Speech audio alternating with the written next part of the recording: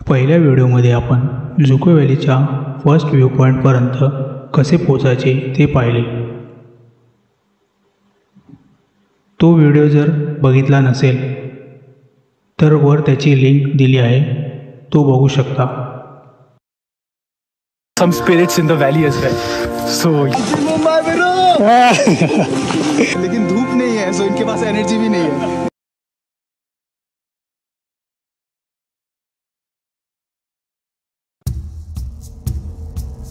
जुको व्हॅलीचा पहिला टप्पा थोडा कठीण होता। सरळ चढाईच्या पायऱ्या चढून आलो असल्यामुळे आम्ही थोडे दबलो होतो। सगळ्यात महत्त्वाचे म्हणजे हा संपूर्ण परिसर प्लास्टिक मुक्त क्षेत्र आहे। तरी तुम्ही कोणत्याही प्रकारची प्लास्टिकच्या वस्तू घेऊन आला असाल तर ते परत गावात असलेल्या कचराकुंडीत नेऊन टाका। थोडा वेळ इथे विश्रांती केल्यानंतर आम्ही आमच्या पुढच्या ट्रेकला निघालो।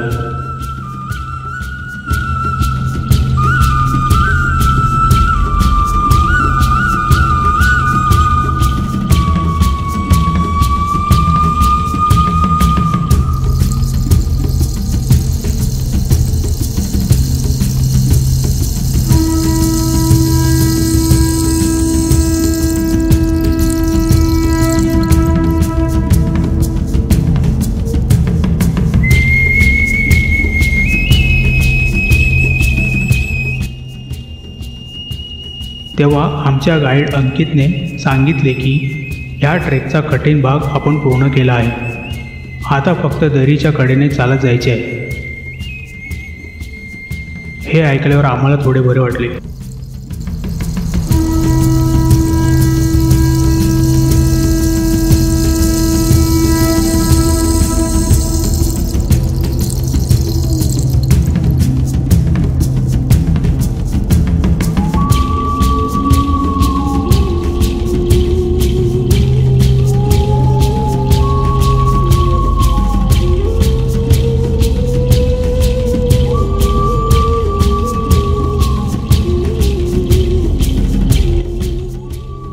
थोडा वेळ चालल्यानंतर आपल्याला कुठे पोहोचायचे आहे ते दिसले। असे बघता खूप जवळ वाटत होते, पण कमीत कमी पुढचे 2 तास अजून चालायचे होते।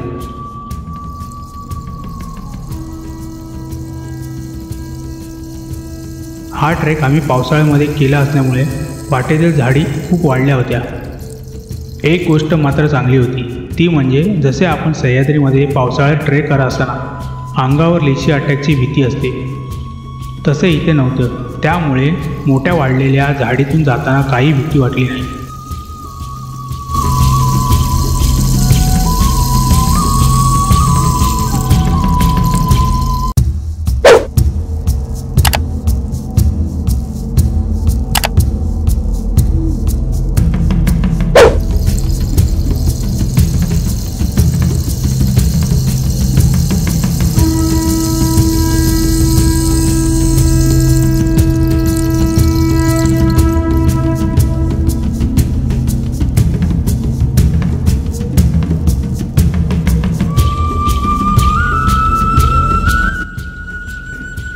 वाटेत असे छोटे छोटे पाण्याचे प्रवाह येत होते, जिथे आपण पिण्यासाठी पाणी भरून घेऊ शकतो।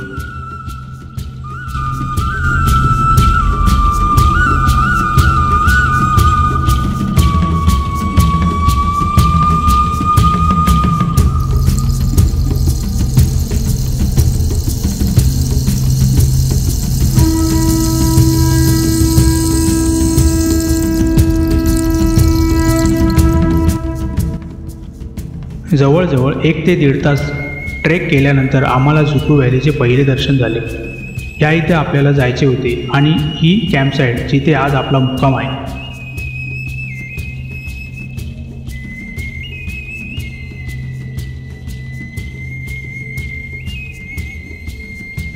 एवढ्या 4-5 तासाच्या कठीण ट्रेकनंतर आणि खूप सारे फोटो व व्हिडिओ काढत शेवटी आम्ही कॅम्पसाईटवर पोहोचलो।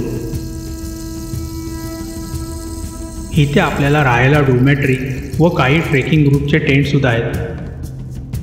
तसेच जर तुम्ही स्वतः टेंट घेऊन आला असाल तर इथे विश्वेमा गावातील पोरांची कमिटी आहे। जी ही कॅम्पसाईट सांभाळतात. त्यांच्याशी बोलून तुम्ही इथे कॅम्प करू शकता.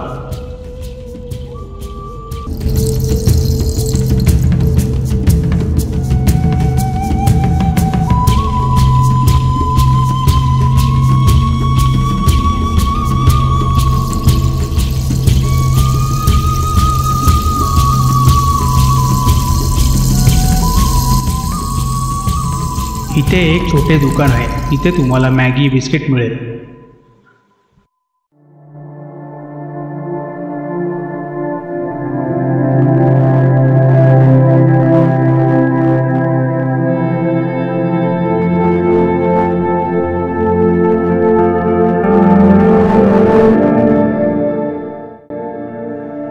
नंतर आम्ही अकॉन जो लोकल गाईड तसेच एक उत्तम शेफ होता त्याने पुढे येऊन आमच्यासाठी जेवण तयार करून ठेवले होते.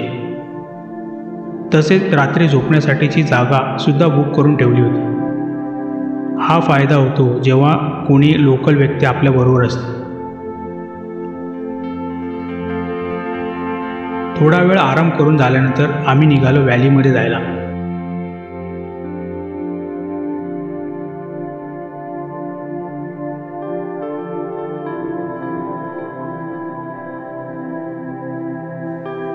ही या झाडांची अवस्था तुम्ही बघत आहात ते इथे लागणाऱ्या वाईल्ड फायरमुळे झाली आहे.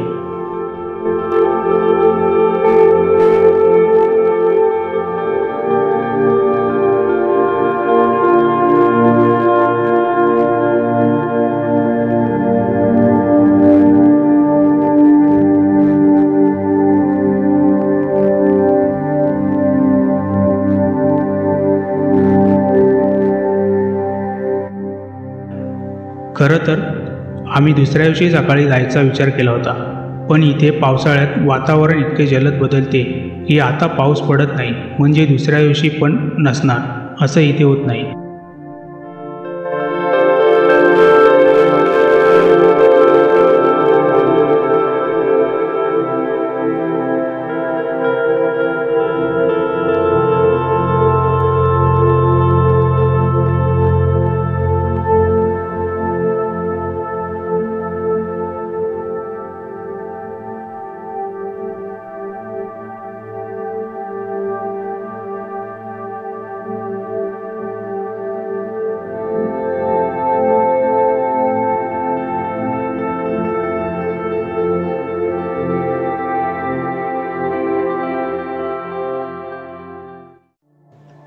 तेव्हा अंकितने आम्हाला या जुको व्हॅलीला हे नाव कसे पडले हे सांगितले.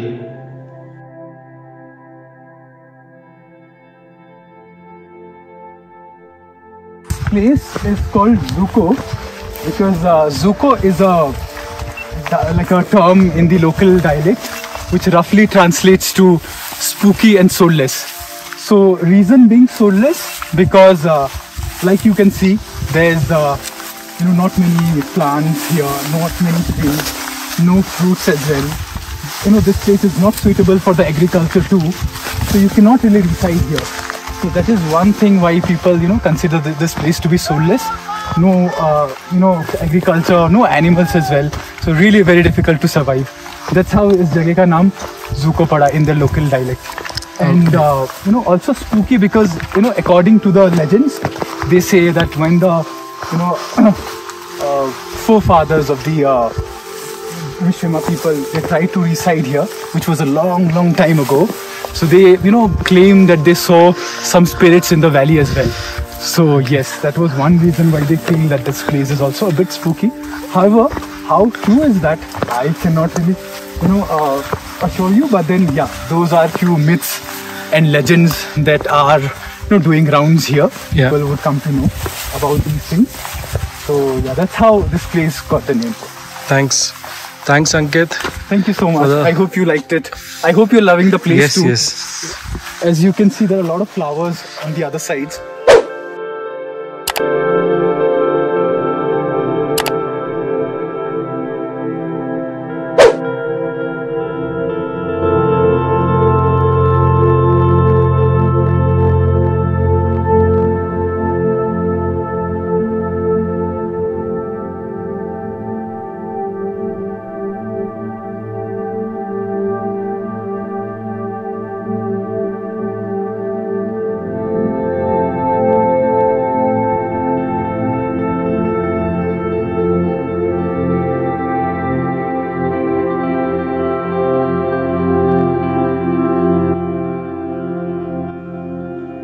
व्हॅलीच्या मध्यभागी जाण्यासाठी एक छोटी नदी पार करावी लागते. आकाराने जरी ही छोटी वाटत असली तरी नदीचं पाणी इतकं थंड होतं की 2 मिनिटांमध्ये आमचे सर्वांचे पाय सुन्न पडले होते. जुको व्हॅलीच्या मध्ये पोचलेलो आहोत आणि चारी बाजूने पूर्ण डोंगर आहेत.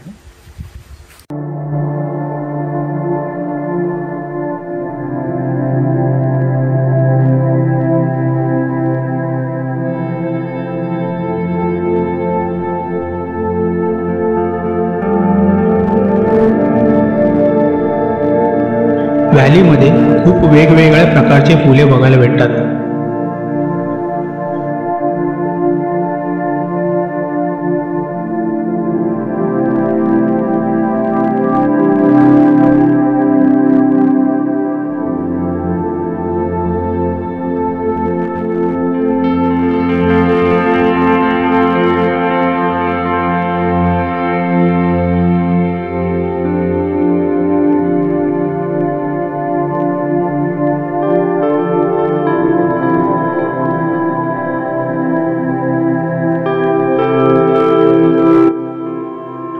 नंतर आम्ही रात्रीच्या जेवणाची तयारी सुरू केली.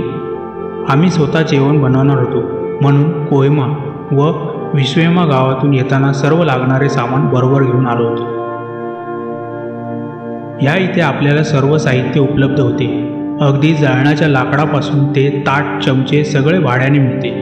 पण कधी कधी इथे गर्दी एवढी असते की जेवण बनवण्यासाठी नंबर लावावा लागतो. तसेच इथल्या गावातील मुलांनी एक किचन सुरू केलं आहे. ते सुद्धा आपल्याला जेवण बनवून देतात. पण त्यासाठी आपल्याला लवकरात लवकर इथे येऊन त्यांना आपल्याबरोबर किती माणसे आहेत ते सांगावे लागते. ही आहे डॉर्मेटरी.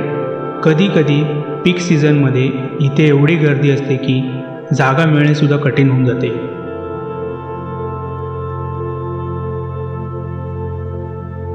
तसंच इथे 7 ते 8 टॉयलेटसुद्धा बांधलेले आहेत व ते चांगले मेंटेन ठेवलेले आहेत. नंतर आम्ही सकाळचा नाश्ता झाल्यावर आमच्या परतीच्या प्रवासाला लागलो.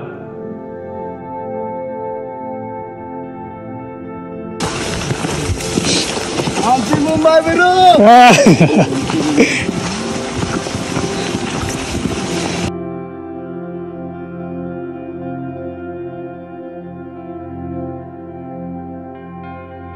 3 जादू हमारे यहाँ नागालैंड जुको वैली से वापस लौटते हुए. बहुत ही प्यारे जादू हैं, लेकिन धूप नहीं है सो इनके पास एनर्जी भी नहीं है.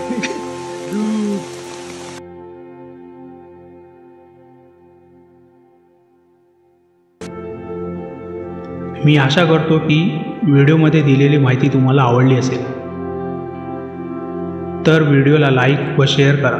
तसेच पुढच्या येणाऱ्या व्हिडिओमध्ये काय सुधारणा करायला हवी ते कमेंट करून नक्की सांगा.